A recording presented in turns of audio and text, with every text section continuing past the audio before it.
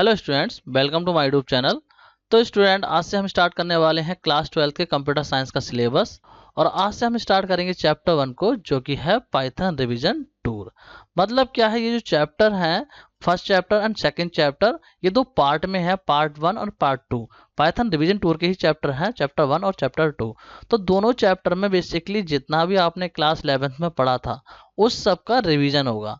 जो भी चीज़ें आपने पाइथन के बारे में क्लास 11th में पढ़ी थी वो सारी चीज़ें इन दोनों चैप्टर में रिवाइज होने वाली हैं। और ये जो चैप्टर हैं बहुत ही ज़्यादा इंपॉर्टेंट रहने वाले हैं, क्योंकि आने वाले जो भी चैप्टर्स हैं, चाहे वो फंक्शन का हो, डेटा फाइल हैंडलिंग का हो, जितने भी कॉन्सेप्ट हैं आपके, वो इन चैप्टर से ही बेस्ड हैं। क्योंकि अगर आपको बेसिक्स क्लियर नहीं होंगे तो आप आगे वाले चैप्टर्स को सही से नहीं कर पाएंगे, फिर आप बाद में जो है प्रॉब्लम फेस करेंगे। इसीलिए इन चैप्टर्स को बहुत अच्छे से समझिएगा। अगर आपने क्लास 11th का सिलेबस बहुत अच्छे से किया हुआ है तो आपको जो है आने वाले चैप्टर्स में प्रॉब्लम नहीं आएगी। लेकिन हो सकता है कुछ ऐसे स्टूडेंट हो जिन्होंने क्लास 11th में अच्छे से पढ़ाई ना की हो और उनके जो है पाइथन के कॉन्सेप्ट क्लियर ना हो। तो इसीलिए यहाँ पे ये दो चैप्टर ऐड किए गए हैं, जिससे कि सारा का सारा जो पाइथन का रिवीजन है वो आप कर पाएं। और मैं सारी चीज़ें यहाँ पे बेसिक से लेके स्टार्ट करूँगा, जिससे कि आपके सारे कॉन्सेप्ट क्लियर हो सके। जिन बच्चों ने क्लास 11th में मेरे साथ पढ़ाई की है तो उनके कॉन्सेप्ट तो ऑलरेडी क्लियर होंगे, लेकिन एक बार वो भी रिवाइज कर लेंगे। और जो न्यू स्टूडेंट्स हैं वो उसको पूरा बेसिक से सीख सकते हैं, जिससे कि आने वाले चैप्टर्स में उनको प्रॉब्लम ना हो। तो इसीलिए इस चैप्टर में हम डिस्कस करेंगे सारी बेसिक्स चीज़ें। तो अच्छे से समझना आप लोग चैप्टर 1 और चैप्टर 2 को, क्योंकि यहाँ पे जो भी आपके चैप्टर 1 और चैप्टर 2 में सिलेबस रहेगा उसमें से बोर्ड एग्जाम में कम से कम 15 नंबर के आपको क्वेश्चंस मिलेंगे देखने को। तो चलिए स्टार्ट करते हैं आज के इस वीडियो को और डिस्कस करते हैं पाइथन को बिल्कुल बेसिक से। और एक चीज़ और बता दूं मैं आपको, चैप्टर 1 और चैप्टर 2 में काफ़ी सारे पार्ट रहेंगे, क्योंकि काफ़ी बड़े चैप्टर हैं। जितना भी क्लास 11th का सिलेबस है वो सारा का सारा यहाँ पे हम कवर करने वाले हैं, इसीलिए इसके पार्ट ज़्यादा हो सकते हैं। तो थोड़ा पेशेंस रखिएगा, सारा सिलेबस कवर करेंगे हम। इन चैप्टर्स को जल्दी से फिनिश करके उसके बाद में जो आगे के चैप्टर्स हैं उनको हम कवर करने वाले हैं। लेकिन यहाँ पे हम कोई जल्दबाजी नहीं करेंगे, अच्छे से पूरे सिलेबस को करेंगे। तो चलिए स्टार्ट करते हैं आज के इस वीडियो को और डिस्कस करते हैं चैप्टर 1 के टॉपिक्स को। तो सबसे पहले देख लेते हैं इंट्रोडक्शन पार्ट। तो जैसा कि आप लोगों ने पाइथन के बारे में क्लास 11th में बहुत सारी चीज़ें सीखी थी, बहुत सारे कॉन्सेप्ट जो हैं आपके पाइथन के बारे में क्लास 11th में क्लियर हो गए होंगे। और अगर नहीं हुए होंगे तो उनको हम यहाँ पे चैप्टर 1 और चैप्टर 2 में क्लियर कर लेंगे। तो बेसिकली जो है आप जो है क्लास 12th में एडवांस टॉपिक्स के बारे में पढ़ेंगे। कुछ एडवांस टॉपिक्स हैं जिनको कि हम क्लास 12th में डिस्कस करेंगे। बेसिक तो होगा ही, जितना भी क्लास 11th का सिलेबस है उस सब का तो रिवीजन होगा ही होगा, लेकिन कुछ एडवांस टॉपिक्स हैं जिनको कि हम क्लास 12th में पढ़ने वाले हैं। तो सबसे पहले कर लेते हैं रिवीजन, जो भी हमने क्लास 11th में पढ़ा है। तो बात करते हैं सबसे पहले पाइथन की, कि पाइथन एक्चुअली में है क्या। क्योंकि हम यहाँ पे जो है रिवीजन करने वाले हैं पाइथन प्रोग्रामिंग लैंग्वेज का। जो भी हमने पाइथन के बारे में क्लास 11th में पढ़ा था वही सब हम यहाँ पे रिवाइज करने वाले हैं। तो पहले बात कर लेते हैं पाइथन क्या है। तो इस क्वेश्चन का आंसर जो है ज़्यादातर स्टूडेंट्स को पता होगा, ज़्यादातर क्या सभी स्टूडेंट्स को पता होगा, जो कि हम क्लास 11th में डिस्कस कर ही चुके हैं। पाइथन क्या है, एक हाई लेवल प्रोग्रामिंग लैंग्वेज है जिसको कि डेवलप किया था गाइडो वन रोसम ने। कब करा था? 1991। इस ईयर में जो है गाइडो वन रोसम ने इस पाइथन लैंग्वेज को डेवलप करा था। और ये जो है हाई लेवल प्रोग्रामिंग लैंग्वेज है, जैसे कि C++ है, जावा है, उसी तरीके से पाइथन भी एक हाई लेवल प्रोग्रामिंग लैंग्वेज है। तो अब बात करते हैं पाइथन प्रोग्रामिंग के लिए हमें किन किन चीज़ों की रिक्वायरमेंट होती है। कुछ बेसिक एलिमेंट हैं, कह सकते हैं फंडामेंटल ब्लॉक्स हैं, जिनकी रिक्वायरमेंट हमें होती है प्रोग्रामिंग को करने के लिए।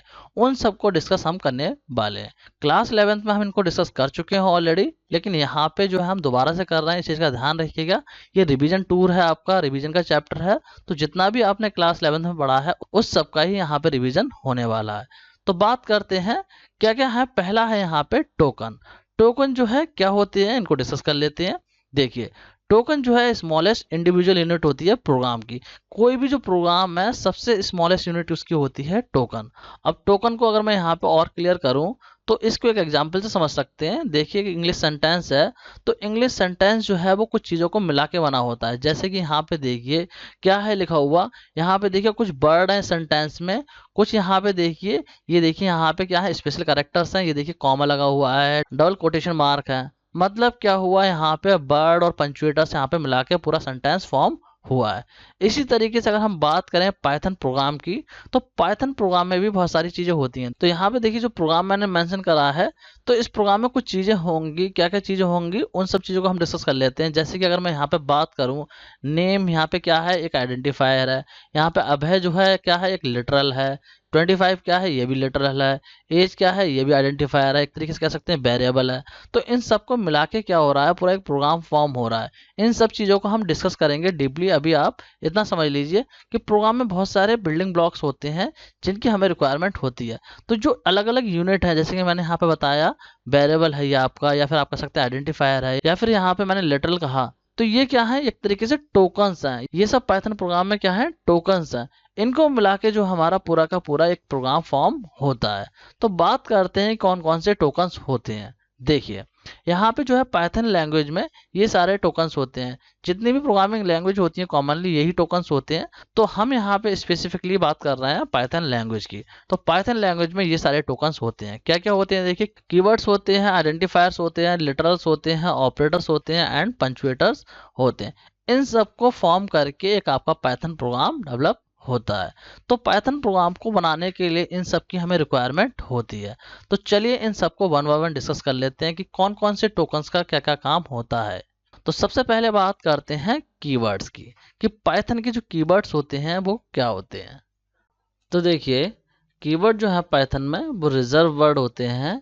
और ये जो कीवर्ड हैं वो स्पेसिफिक मीनिंग कन्वे करते हैं, किसको, इंटरप्रेटर को। जो पाइथन इंटरप्रेटर होता है उसको कोई स्पेसिफिक मीनिंग ये कन्वे करते हैं। अब अगर इसको और सिंप्लीफाई करें तो कह सकते हैं कीवर्ड क्या है, ऐसे वर्ड होते हैं जिनका पाइथन प्रोग्रामिंग में कुछ स्पेशल मीनिंग होता है। जहाँ पे भी ये वर्ड लिख दिए जाएंगे तो वहाँ पे क्या होगा, कोई स्पेसिफिक फंक्शन परफॉर्म होगा। मतलब क्या है, जो कीवर्ड होते हैं वो पाइथन प्रोग्राम में उसी पर्पस के लिए यूज हो सकते हैं जिस पर्पस के लिए उनको बनाया गया है। और ये जो कीवर्ड हैं वो केस सेंसिटिव होते हैं, क्योंकि पाइथन प्रोग्रामिंग जो है वो भी केस सेंसिटिव लैंग्वेज है। तो यहाँ पे जो भी कीवर्ड हैं आपको वैसे ही लिखने होंगे जैसे पाइथन प्रोग्रामिंग में उनको डिफाइन किया गया है। तो बात करते हैं कौन कौन से कीवर्ड होते हैं पाइथन में। देखिए यहाँ पे जो है मैं डिस्प्ले कर रहा हूँ एक लिस्ट जिसमें कि बहुत सारे कीवर्ड हैं। ये कुछ कीवर्ड्स हैं जो कि पाइथन प्रोग्रामिंग में आपके होते हैं। देखिए आप लोग यहाँ पे देख सकते हैं, फॉल्स है, असर्ट है, डेल है, फॉर है, इन है, और है, वाइल है। इस तरीके से लिस्ट है पूरी पाइथन कीवर्ड्स की। तो ये जितने भी कीवर्ड हैं इनको अगर आप पाइथन प्रोग्राम में कहीं पे भी लिख देंगे तो इसका मतलब है इंटरप्रेटर आपका समझ जाएगा कि उसे एक स्पेसिफिक फंक्शन परफॉर्म करना है जिसके लिए कीवर्ड बनाए गए हैं। अब देखिए अगर इसको और क्लियरली समझें तो आप लोगों ने देखिए फॉर लूप पढ़ा था, कंटिन्यू स्टेटमेंट पढ़े थे। तो जो फॉर और कंटिन्यू क्या है, कीवर्ड है। जो लूप हम यूज कर रहे थे फॉर, तो जो फॉर लिख रहे थे वो एक कीवर्ड था। उससे पाइथन इंटरप्रेटर को पता चल रहा था कि यहाँ पे फॉर लूप अप्लाई हो रहा है। तो जो भी कीवर्ड है जहाँ पे भी पाइथन प्रोग्राम में लिखे जाएंगे वहां पे जिस फंक्शन के लिए वो बनाए गए हैं वो फंक्शन परफॉर्म होगा। तो आई होप आप लोगों को पाइथन कीवर्ड का कॉन्सेप्ट समझ में आ रहा होगा। और ये जो कीवर्ड है इन पे बेस कई बार बोर्ड एग्जाम में 1 नंबर का क्वेश्चन आ जाता है, 1 या 2 नंबर का क्वेश्चन आ जाता है कि आपको एक लिस्ट दे दी जाएगी और वहां पे पूछा जाएगा कि इस लिस्ट में से कौन कौन से कीवर्ड है या कीवर्ड नहीं है। इस तरीके से आपको पूछा जा सकता है 1 नंबर में। तो काफी इंपॉर्टेंट है, आप लोग कीवर्ड्स को याद कर लेना। याद करने की रिक्वायरमेंट नहीं है, जैसे जैसे प्रोग्रामिंग करेंगे सारे कीवर्ड आपको ऑटोमेटिक याद होते चले जाएंगे। तो आई होप आपको कीवर्ड समझ में आ गया होगा। अब बात करते हैं आइडेंटिफायर्स की। तो देखिए आइडेंटिफायर्स क्या होते हैं। आइडेंटिफायर्स जो है प्रोग्रामिंग लैंग्वेज में नेम्स होते हैं जिनको कि यूज किया जाता है आइडेंटिफाई करने के लिए वेरिएबल, फंक्शन या फिर किसी प्रोग्राम की और एंटिटी को आइडेंटिफाई करने के लिए। मतलब कोई भी चीज को आइडेंटिफिकेशन देनी हो पाइथन प्रोग्राम में तो उसके लिए यूज करते हैं हम आइडेंटिफायर। आइडेंटिफायर सिंपली क्या है, आइडेंटिफिकेशन देता है किसी भी प्रोग्राम की एंटिटी को। वो चाहे आपका वेरिएबल हो सकता है, फंक्शन का नेम हो सकता है, या फिर और कोई चीज हो सकती है, क्लास हो सकती है आपकी। तो आइडेंटिफायर सिंपली क्या है, नेम है जो पाइथन प्रोग्राम में किसी चीज को आइडेंटिफिकेशन देते हैं। अब बात करते हैं कि आइडेंटिफायर को क्रिएट करते टाइम हमें किन चीज़ों का ध्यान रखना चाहिए। देखिए क्या होता है, हम आइडेंटिफायर बनाते हैं चाहे वेरिएबल का नेम बना रहे हो या फिर फंक्शन का नेम बना रहे हो, क्लास का नेम बना रहे हो, या कोई और चीज़ जो है हम उसके लिए नेम बना रहे हो। तो उसके लिए क्या है, जो आइडेंटिफायर हम बनाएंगे वहाँ पे कुछ रूल्स होते हैं जिनको कि हमें माइंड में रखना होगा बनाते टाइम। वो क्या क्या रूल्स हैं उनको डिस्कस कर लेते हैं।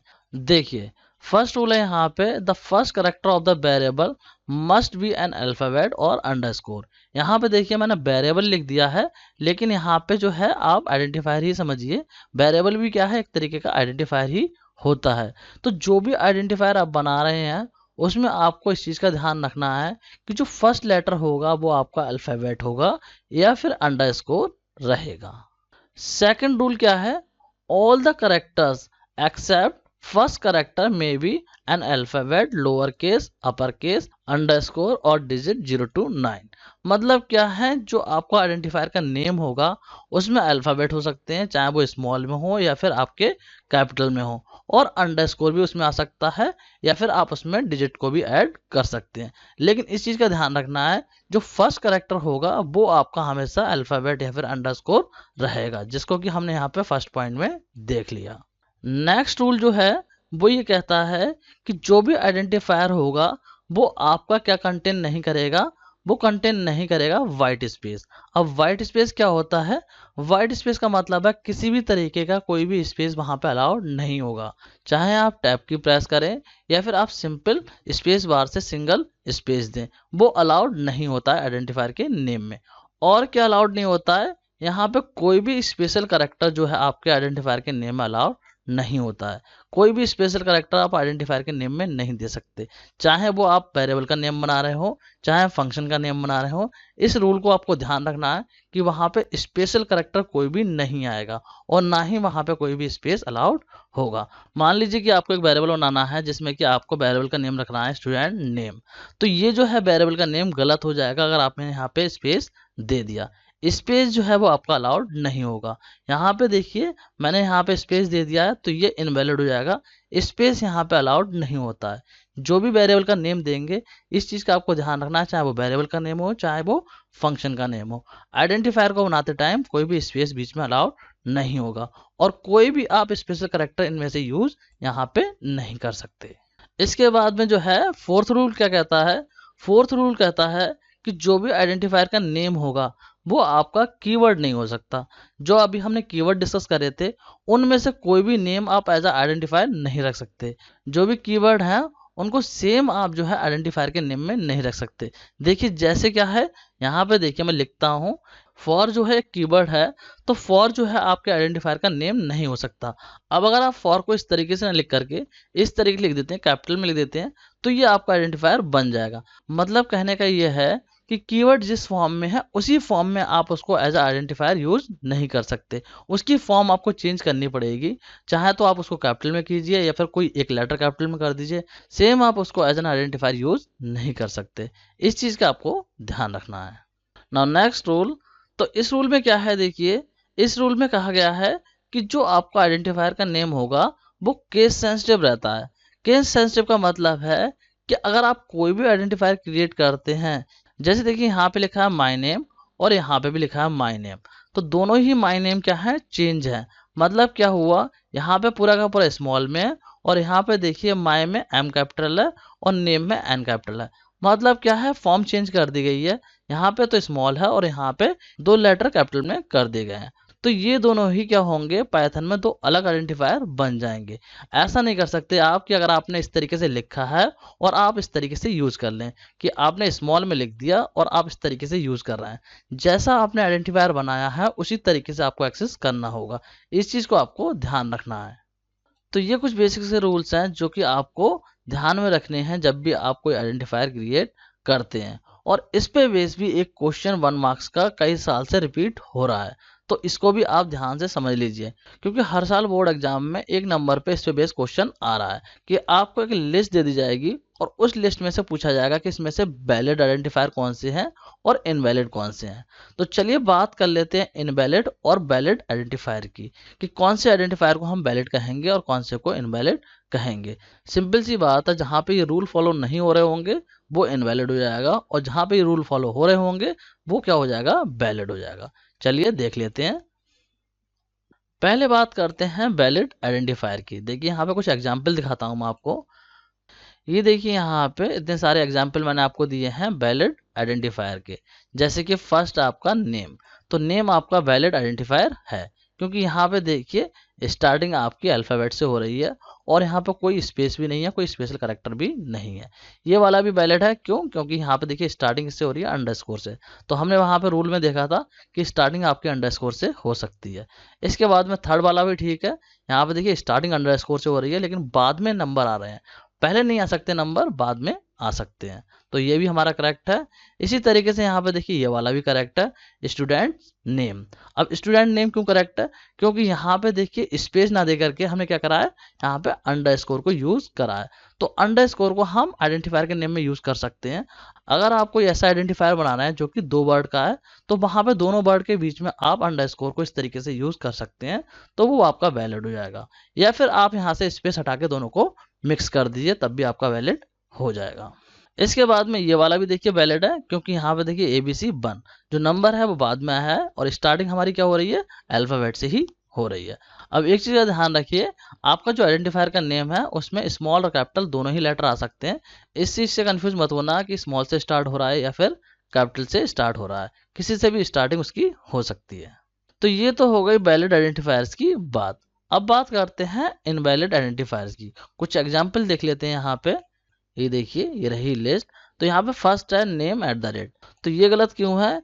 ये गलत इसलिए है क्योंकि यहाँ पे देखिए एट द रेट आ गया है और वहां पे हमने रूल में देखा था कोई भी स्पेशल करेक्टर अलाउ नहीं होता है, सिर्फ आपका अंडरस्कोर अलाउड होता है, उसके अलावा कोई भी स्पेशल करेक्टर अलाउ नहीं होता है, इसीलिए आपका गलत है। इसी तरीके से ये वाला भी गलत है। ये गलत क्यों है? क्योंकि यहाँ पे देखिए स्टार्टिंग किससे हो रही है, नंबर से, और रूल में हमने देखा था कि स्टार्टिंग हमेशा अल्फाबेट या फिर अंडरस्कोर से ही होगी। इसके बाद में ये वाला भी गलत है। क्यों गलत है? क्योंकि यहाँ पे देखिए स्पेस आ गया है और हमने देखा था रूल में स्पेस अलाउड वहां पे नहीं होता है। इसी तरीके से ये भी गलत है। ये गलत क्यों है? क्योंकि यहाँ पे देखिए आपका एस्टेक का साइन आ गया है, स्टार लगा हुआ है, मतलब कि मल्टीप्लिकेशन का जो साइन है वो लगा हुआ है यहाँ पे, तो ये भी अलाउड नहीं होता है। मैंने आपको बताया कोई भी स्पेशल करेक्टर यहाँ पे अलाउ नहीं होगा आइडेंटिफायर के नेम में। एंड इसके बाद में ये जो लास्ट वाला है ये भी आपका गलत है। अब ये गलत क्यों है? आप लोग सोच रहे होंगे यहाँ पे तो कोई भी स्पेशल करेक्टर नहीं है, ना ही कोई स्पेस है, और इसकी स्टार्टिंग भी अल्फाबेट से हो रही है, तो फिर ये गलत क्यों है? ये गलत इसलिए है क्योंकि कंटिन्यू जो है वो आपका एक कीवर्ड है, तो कीवर्ड को हम आइडेंटिफायर के नेम में नहीं रख सकते। मतलब कीवर्ड जो है वो कभी भी आइडेंटिफायर का नेम नहीं हो सकता। अब अगर यहाँ पे कंटिन्यू में अगर मैं कोई भी एक लेटर कैपिटल कर देता तो ये आपका आइडेंटिफायर बन जाता, क्योंकि जो आपका कीवर्ड होता है उसमें जो कंटिन्यू लिखा रहता है वो पूरा का पूरा स्मॉल में रहता है। अगर मैं यहाँ पे एक लेटर भी कोई सा कैपिटल कर दूं या पूरा का पूरा कंटिन्यू कैपिटल में कर दूं तो ये आपका आइडेंटिफायर बन जाएगा। बोर्ड एग्जाम में इसी तरीके से सीबीएसई आपको क्वेश्चन देती है, आपको लिस्ट दे देगी और बोलेगी इसमें से बताइए इनवैलिड आइडेंटिफायर कौन कौन से हैं। तो यहाँ पे कोई ना कोई आपको कीवर्ड दे देगी, लेकिन कीवर्ड में करेगी क्या, वहां पे वो कोई ना कोई लेटर कैपिटल कर देगी या पूरा का पूरा कीवर्ड जो होगा उसको कैपिटल में लिख देगी। तो बच्चे क्या करते हैं, उसको इनवैलिड मान लेते हैं। इनवैलिड नहीं रहेगा, फिर आपका वैलिड बन जाएगा। अगर कोई भी लेटर आपका कैपिटल हो गया या फिर आपका पूरा का पूरा कैपिटल में है तो वो आपका वैलिड हो जाएगा। अब इस चीज का ध्यान रखना कि एक लेटर के कैपिटल होने से आप उसको बिल्कुल करेक्ट मत कर देना, क्योंकि बहुत सारे कीवर्ड ऐसे होते हैं जिनका एक लेटर कैपिटल होता है, जैसे कि ट्रू है तो ट्रू में टी कैपिटल रहता है। इस चीज का आपको ध्यान रखना है। अगर ट्रू को आप इस रूल के अकॉर्डिंग करेंगे तो गलत हो जाएगा। तो आपको पता होना चाहिए कौन सा कीवर्ड किस तरीके से लिखा जाता है, उसी के अकॉर्डिंग जो है आप उसको सही कर सकते हैं। तो आई होप आपको आइडेंटिफायर का कॉन्सेप्ट समझ में आ गया होगा और समझ में आ गया होगा कि वैलिड और इनवैलिड आइडेंटिफायर क्या होते हैं। अब बात करते हैं लिटरल्स की। तो देखिए लिटरल्स क्या होते हैं। लिटरल्स जो हैं वो डेटा आइटम्स होते हैं जिनकी वैल्यू फिक्स्ड होती है और इनको हम कांस्टेंट या फिर वैल्यूज बोल सकते हैं। अगर इसको सिंपलीफाई करूं तो सिंपल टर्म में आप ऐसे समझ सकते हैं कि जो लिटरल्स हैं वो वेरिएबल की वैल्यू को बोलते हैं। जो भी वेरिएबल्स की वैल्यू होती हैं उनको हम बोलते हैं लिटरल्स। तो बात करते हैं पाइथन में कौन कौन से टाइप के लिटरल्स होते हैं।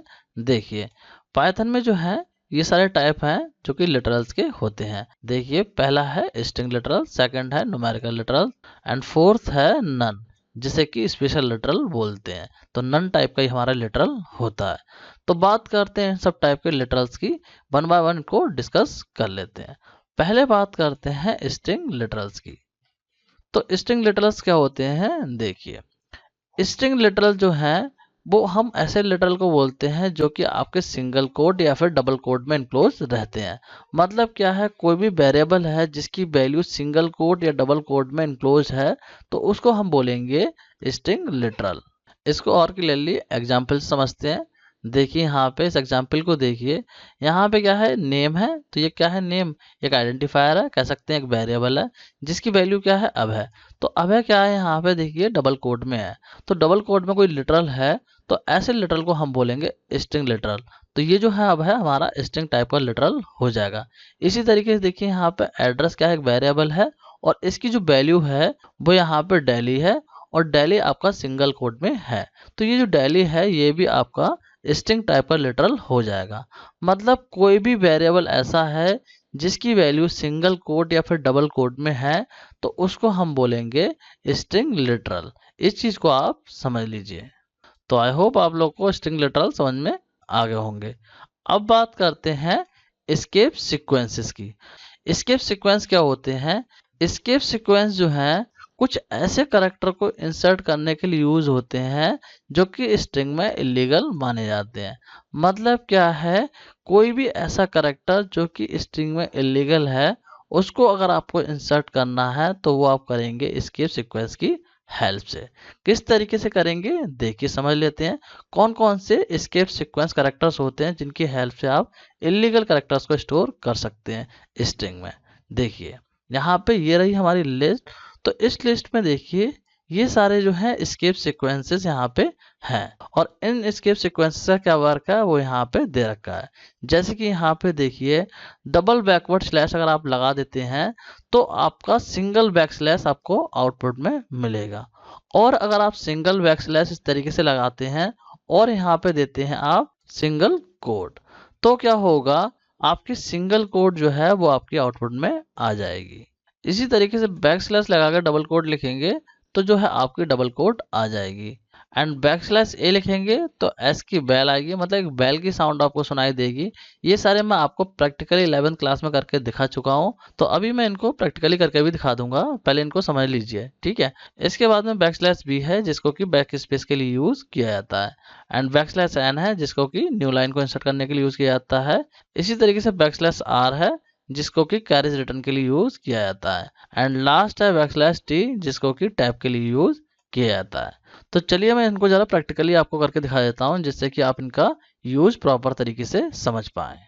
तो देखिए यहाँ पे जो है मैंने स्पाइडर आइडियली को ओपन कर लिया है। मैंने जो पाइथन का ऑफिशियल आइडियली है उसको ओपन नहीं कराया है, मैंने यहाँ पे स्पाइडर को ओपन किया है। और इसको किस तरीके से इंस्टॉल करते हैं ये चीज़ मैं आपको ऑलरेडी समझा चुका हूँ। एनाकोंडा का ही पार्ट होता है। अगर आप एनाकोंडा को इंस्टॉल करते हैं अपने पीसी पे तो उसके साथ में आपको स्पाइडर की आइडियली मिल जाती है। तो चलिए बात करते हैं यहाँ पे एस्केप सीक्वेंसेस की। देखिए यहाँ पे मैं कोड लिखता हूँ। सपोज मैं यहाँ पे लिख देता हूँ एक वेरिएबल, मैं ले लेता हूँ यहाँ पे मान लीजिए एक वेरिएबल ए और इसकी वैल्यू दे देता हूँ मैं यहाँ पे, मान लीजिए मैं लिख देता हूँ हेलो वर्ल्ड। ठीक है, ये मैंने वर्ड लिख दिया। तो अब क्या है, ये पूरा का पूरा एक स्ट्रिंग टाइप का लिटरल है। अब यहाँ पे देखिए इस स्ट्रिंग टाइप के लिटरल में अगर जो है मुझे बैकवर्ड स्लैश को प्रिंट करवाना है तो मुझे क्या करना होगा, यहाँ पे जो है 2 टाइम बैकवर्ड स्लैश को लिखना होगा तो सिंगल बैकवर्ड स्लैश मेरा आउटपुट में आएगा। देखिए मैं यहाँ पे इस तरीके से कर देता हूँ और इसको कर देता हूँ अब प्रिंट। अब देखिए मैं इसको चला के दिखाता हूँ।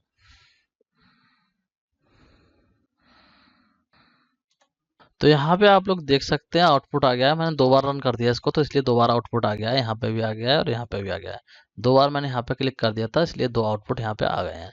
तो देखिए यहाँ पे सिंगल बैकवर्ड स्लैश आउटपुट में आ रहा है, जबकि यहाँ पे जो है मैंने स्ट्रिंग में डबल बैकवर्ड स्लैश लगाए थे। तो इसका यही काम होता है, डबल बैकवर्ड स्लैश को अगर आप स्ट्रिंग में यूज करते हैं तो क्या होगा, सिंगल बैकवर्ड स्लैश आपको आउटपुट में मिलेगा। अब बात करते हैं बैकवर्ड स्लैश सिंगल कोट की। देखिए यहाँ पे मैं लिखता हूँ backward slash and single quote, इस तरीके से मैंने लिखा है। तो इसको इस तरीके से क्यों लिखते हैं, देखिए इसको लिखने का मेन रीजन ये है कि मान लीजिए अगर मैं स्ट्रिंग को इस तरीके से डिफाइन करता हूँ, यहाँ पे मैं लिख देता हूँ सिंगल कोट में इस तरीके से और यहाँ पे भी लिख देता हूँ सिंगल कोट इस तरीके से। अब अगर देखिए मैं यहाँ पे इसको हटा देता हूँ, मान लीजिए मुझे बीच में जो है यहाँ पे सिंगल कोट प्रिंट कराना है, मैं चाहता हूँ हेलो प्रिंट हो फिर वर्ल्ड प्रिंट हो, लेकिन इन दोनों के बीच में एक सिंगल कोट भी प्रिंट हो। तो इस तरीके से अगर मैं करता हूँ तो यहाँ पे देखिए एरर आएगा। मैं देखिए इसको रन कराता हूँ, तो यहाँ पे आप लोग देख सकते हैं यहाँ पे आ रहा है एरर, और यहाँ पे मैसेज दे दिया इसने इनवैलिड सिंटैक्स। तो अगर मुझे जो है यहाँ पे स्ट्रिंग में सिंगल कोट को प्रिंट करवाना है या मतलब यूज करना है, तो यहाँ पे मुझे क्या करना होगा, इस तरीके से लगाना होगा यहाँ पे बैकवर्ड स्लैश और उसके बाद देना होगा सिंगल कोट। अब ये हमारा वैलिड हो जाएगा और आउटपुट में हमारी सिंगल कोट आ जाएगी। देखिए मैं इसको रन करता हूँ, तो यहाँ पे आप लोग देख सकते हैं यहाँ पे आउटपुट में हेलो आ गया है, फिर सिंगल कोट आ रहा है और उसके बाद में वर्ड आ गया है। अगर आप चाहें तो इस काम को इस तरीके से भी कर सकते हैं, यहाँ पे जो सिंगल कोट है इनकी जगह पे आप डबल कोट लगा सकते हैं और बीच में यहाँ पे सिंगल कोट रख देंगे, तब भी आपका आउटपुट में ये सेम आ जाएगा। लेकिन प्रॉपर तरीका ये होता है बैकवर्ड स्लैश सिंगल कोट लगा के ही आप सिंगल कोट को स्टोर करेंगे। इसी तरीके से अगर मैं यहाँ पे डबल कोट लगाऊंगा तो इससे क्या होगा, यहाँ पे हेलो एंड वर्ल्ड के बीच में डबल कोट आ जाएगी। यहाँ पे देखिए ये क्या होता है, इस केस में ये एरर जनरेट करता है। अगर मैं यहाँ पे डबल कोट में इस तरीके से देता हूँ और यहाँ पे भी डबल कोट लगा देता हूँ, और अगर मान लीजिए मैं यहाँ से इस बैकवर्ड स्लैश को हटा देता हूँ, तो इस केस में मुझे एरर मिलेगा। तो अगर मैं चाहता हूँ यहाँ पे हेलो और वर्ल्ड के बीच में डबल कोट को लाना, तो इसके लिए मुझे करना होगा बैकवर्ड स्लैश डबल कोट। देखिए मैं यहाँ पे रन करके आपको दिखाता हूँ, तो यहाँ पे आप लोग देख सकते हैं हेलो एंड वर्ल्ड के बीच में डबल कोट आ चुका है। अब बात करते हैं बैकवर्ड स्लैश ए की। अगर मैं यहाँ पे बैकवर्ड स्लैश ए लिख दूं तो इससे क्या होगा, इससे क्या होगा, एक बेल की साउंड आपको सुनाई देगी। जिस टाइप से एरर की साउंड होती है उसी तरीके से आपको यहाँ पे साउंड सुनाई देगी। देखिए मैं इसको रन करता हूँ, तो यहाँ पे आप लोग देख सकते हैं आवाज आ रही है। देखिए अब मैं इसको दोबारा चला के दिखाता हूँ, तो आप लोग सुनना ध्यान से। तो आप लोग सुन सकते हैं यहाँ पे देखिए साउंड आ रही है। मैं देखिए रन करता हूँ, देखिए आप लोग सुन सकते हैं जिस तरीके से एरर वगैरह की साउंड होती है उसी तरीके से यहाँ पे साउंड आ रही है। अब बात करते हैं बैकस्लैश बी की। देखिए यहाँ पे बैकस्लैश बी लिख देता हूँ, तो इसका सिंपल सा मतलब है बैक स्पेस से, कि जो बैक स्पेस करते हैं उसका काम ये करेगा। देखिए यहाँ से मैं स्पेस को हटा देता हूँ, तो इस केस में क्या होगा, जैसे मैं इसको रन करूंगा तो हेलो में से ओ गायब हो जाएगा, जो ओ है वो यहाँ से हट जाएगा। यहाँ पे आपको आउटपुट में मिलेगा हेल वर्ल्ड। देखिए मैं इसको रन करता हूँ, तो यहाँ पे आप लोग देख सकते हैं आउटपुट में हेल वर्ल्ड यहाँ पे आ गया है। मतलब इस बैकवर्ड स्लैश बी ने क्या करा, बैक स्पेस करके ओ को यहाँ से रेज कर दिया है। अब बात करते हैं बैक स्लैश एन की। तो बैक स्लैश एन का काम क्या होता है, देखिए यहाँ पे अगर मैं लिख देता हूँ बैक स्लैश एन, तो ये क्या करेगा, बैक स्लैश एन यहाँ पे एक न्यू लाइन इंसर्ट कर देगा। मतलब ये तो एक लाइन में आएगा और यहाँ पे आ जाएगी न्यू लाइन, और जो वर्ल्ड है वो आपका नेक्स्ट लाइन में चला जाएगा। देखिए मैं इसको रन करके दिखा देता हूँ, तो यहाँ पे आप लोग देख सकते हैं आउटपुट में हेलो आ रहा है, उसके बाद में नेक्स्ट लाइन में वर्ल्ड आ रहा है। मतलब बैक स्लैश एन ने एक न्यू लाइन यहाँ पे इंसर्ट कर दी है, इसीलिए बैक स्लैश एन को न्यू लाइन करेक्टर बोलते हैं। अब बात करते हैं बैक स्लैश आर की, कि जो बैक स्लैश आर है इसका काम क्या होता है।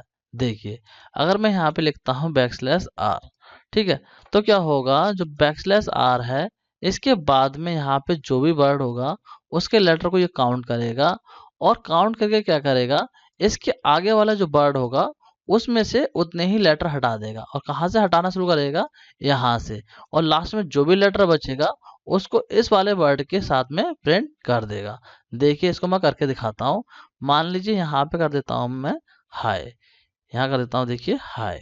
अब देखिए बैक स्लैश आर के बाद में यहाँ पे दो लेटर है, तो क्या करेगा, यहाँ से ये टू लेटर्स को हटाएगा, एच और ई को हटाएगा, और जो डबल एल ओ है इसको क्या करेगा, यहाँ पे हाई के बाद में प्रिंट कर देगा। तो आउटपुट में आएगा हाई और उसके बाद में आएगा एल एल ओ। देखिए मैं यहाँ पे रन करके इसको दिखा देता हूँ, तो यहाँ पे देखिए जैसे मैंने इसको रन कराया तो आउटपुट में आप लोग चेक कर सकते हैं हाई आया है, उसके बाद में एल एल ओ आया है। मतलब क्या हुआ, जो बैकस्लैश आर है उसके बाद में जो भी वर्ड होगा उसके लेटर्स को काउंट करेगा, और इसके आगे वाले वर्ड में से उतने ही लेटर्स को स्टार्टिंग से इरेज कर देगा, और इस वाले वर्ड के साथ में बचे हुए लेटर्स को प्रिंट कर देगा। यही होता है बैकस्लैश आर का काम। अब बात करते हैं बैकस्लैश टी की। तो बैकस्लैश टी का यूज आपको पता ही होगा। बैकस्लैश टी का काम होता है टैब का स्पेस देने के लिए। देखिए यहाँ पे कर देता हूँ मैं बैकस्लैश टी। तो क्या होगा यहाँ पे हेलो और हाय के बीच में एक टैब का स्पेस आ जाएगा। टैब के स्पेस में बेसिकली 4 स्पेसेस होते हैं। देखिए मैं यहाँ पे रन करता हूँ। तो रन करने पे क्या होगा, हेलो आएगा, उसके बाद में टैब का स्पेस आएगा, फिर आपका हाय आएगा। देखिए रन कर दिया मैंने इसको। तो यहाँ पे आप लोग चेक कर सकते हैं आउटपुट में, यहाँ पे हेलो आ रहा है, उसके बाद में एक टैब का स्पेस आ रहा है, फिर आपका हाय आ गया है। तो अब जो है मैंने आपके जितने भी escape सीक्वेंस थे वो सारे मैंने आपको एक्सप्लेन कर दिए हैं प्रैक्टिकली।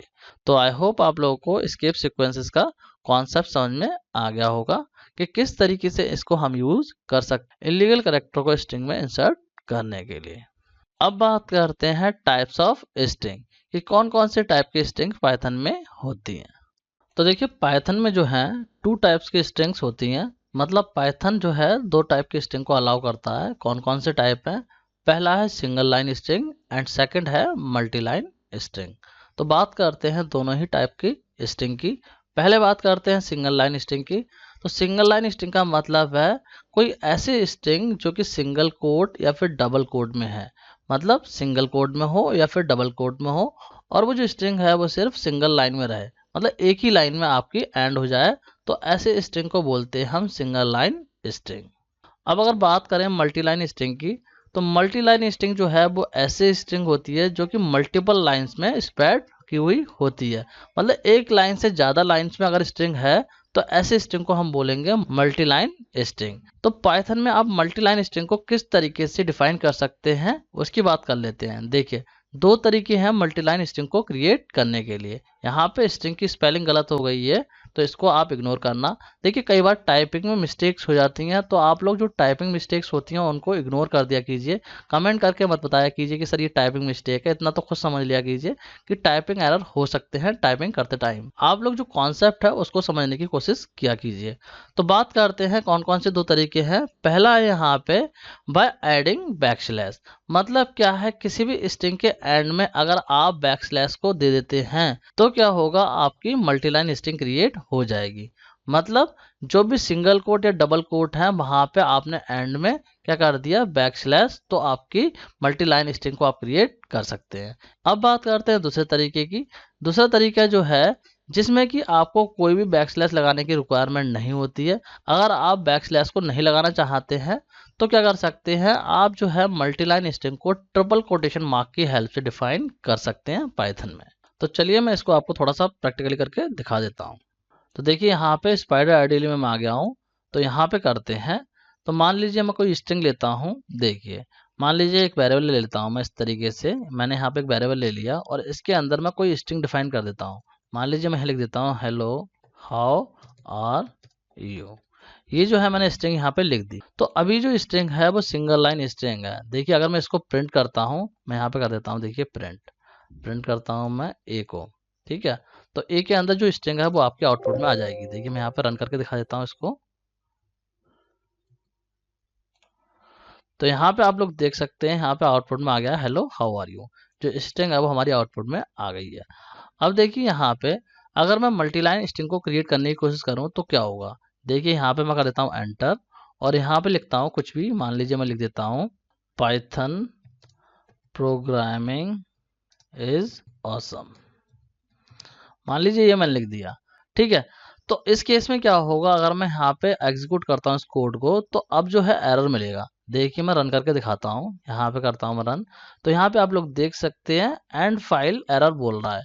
मतलब यहाँ पे आपको सिंटैक्स एरर देखने को मिल रहा है क्योंकि आपकी इस तरीके से मल्टीलाइन स्ट्रिंग क्रिएट नहीं हो पा रही है। अब अगर आपको मल्टीलाइन स्ट्रिंग क्रिएट करनी है तो आपको क्या करना होगा, मैंने आपको तरीके बताए। क्या करना होगा, आपको जो है यहाँ पे क्या करना होगा, बैकस्लैश लगा देना होगा। यहाँ पे देखिए मैंने बैकस्लैश लगा दिया। तो जैसे ही बैकस्लैश लगाया ये मेरी पूरी की पूरी स्ट्रिंग क्रिएट हो गई है। मतलब क्या हुआ, यहाँ पे जो बैकस्लैश लगाया इसका मतलब ये हुआ कि जो स्ट्रिंग अभी एंड नहीं हुई है इसके आगे भी कुछ पार्ट है जो कि नेक्स्ट लाइन में है। तो यहाँ पे देखिए इसको मैं रन करता हूँ तो ये आपका आ जाएगा। यहाँ पे देखिए आ रहा है हेलो हाउ आर यू। ठीक है, पाइथन प्रोग्रामिंग इज ऑसम। अब यहाँ पे देखिए कोई भी स्पेस नहीं आ रहा है और नेक्स्ट लाइन में भी नहीं आ रहा है। तो इसका मतलब ये नहीं है कि आप लोग समझने लगे कि नेक्स्ट लाइन का मतलब है, मतलब मल्टीपल लाइन में स्ट्रिंग है तो मल्टीपल लाइन में ही डिस्प्ले होगी। ऐसा नहीं होता है। ये जो बैक स्लैश है ये इसलिए लगाते हैं जिससे कि हम स्ट्रिंग को मल्टी लाइन में डिफाइन कर सके। आउटपुट जो है वो आपका सिंगल लाइन में ही आएगा। और यहाँ पे स्पेस नहीं आ रहा तो स्पेस के लिए आप यहाँ पे स्पेस दे सकते हैं। देखिए रन करता हूँ तो यहाँ पे देखिए स्पेस आ गया है। अब बात करते हैं कि अगर इसी काम को मैं ट्रिपल कोटेशन मार्क से चाहूँ तो भी कर सकता हूँ। देखिए यहाँ पे इसको हटा देता हूँ मैं और यहाँ पे लगा देता हूँ ट्रिपल कोटेशन मार्क। देखिए मैंने इस तरीके से लगा दिया और यहाँ पे भी लगा देता हूँ ट्रिपल कोटेशन मार्क। अब इन ट्रिपल कोटेशन मार्क के बीच में आप कितनी भी लाइन लिख सकते हैं। देखिए यहाँ पे कितनी भी लाइन आप टाइप कर दीजिए, वो सारी क्या होंगी, एक ही स्ट्रिंग ट्रीट होंगी। देखिए मैं यहाँ पे सेव करके इसको रन करता हूँ तो यहाँ पे आप लोग देख सकते हैं सारी की सारी लाइन आपकी डिस्प्ले हो रही है। अब देखिए जो मैंने यहाँ पे ट्रिपल कोटेशन मार्क लगाए हैं तो इस केस में क्या हो रहा है, आउटपुट आपका उसी फॉर्म में आ रहा है जिस फॉर्म में यहाँ पे स्ट्रिंग को डिफाइन किया गया है। तो ट्रिपल कोटेशन मार्क का ये एडवांटेज होता है। बैक स्लैश के केस में ऐसा नहीं होता है। अगर यहाँ पे आप बैक स्लैश लगाएंगे तो इस तरीके से आउटपुट आपको देखने को नहीं मिलेगा, एक लाइन में जो है आउटपुट आपका आ जाएगा। तो आई होप आप लोगों को स्ट्रिंग के टाइप समझ में आ गए होंगे। तो अभी हमने डिस्कस कर लिया है पूरा स्ट्रिंग लिटरल को। अब बात करते हैं न्यूमेरिक लिटरल्स की। तो देखिए न्यूमेरिक लिटरल्स का मतलब क्या है। न्यूमेरिक लिटरल्स का मतलब है कोई ऐसी वैल्यू किसी वेरिएबल की जो कि न्यूमेरिकल फॉर्म में हो तो उसे हम बोलेंगे न्यूमेरिकल लिटरल्स। अब न्यूमेरिकल लिटरल्स जो हैं इनके भी कुछ टाइप्स होते हैं। कौन कौन से टाइप्स होते हैं देखिए, यहाँ पे 3 टाइप्स होते हैं। पहला है इसमें इंट। तो इंट में क्या होता है, कोई भी ऐसी वैल्यू जो कि आपकी इंटीजर फॉर्म में है, मतलब चाहे वो नेगेटिव हो या फिर पॉजिटिव हो। नेगेटिव हो सकती है या फिर पॉजिटिव हो सकती है, लेकिन उसमें जो है डेसिमल पॉइंट नहीं रहेगा। मतलब जो न्यूमेरिकल वैल्यू है वो पॉइंट वाली नहीं होगी। देखिए यहाँ पे मैं आपको एग्जांपल दिखा देता हूँ। एग्जांपल में आप लोग देख सकते हैं यहाँ पे इस तरीके से 48 एंड -50। तो ये अगर वैल्यू होती है किसी भी वेरिएबल में, अगर इस तरीके से मैं लिख देता हूँ 48 या फिर मैं लिख देता हूँ -50, इस तरीके से यहाँ पे कोई वेरिएबल बना के मैं यहाँ पे डिफाइन कर देता हूँ वैल्यू। तो ये जो वैल्यू है ये हमारी कहलाएंगी इंटीजर लिटरल। अब बात करते हैं सेकंड टाइप की जो कि है फ्लोट।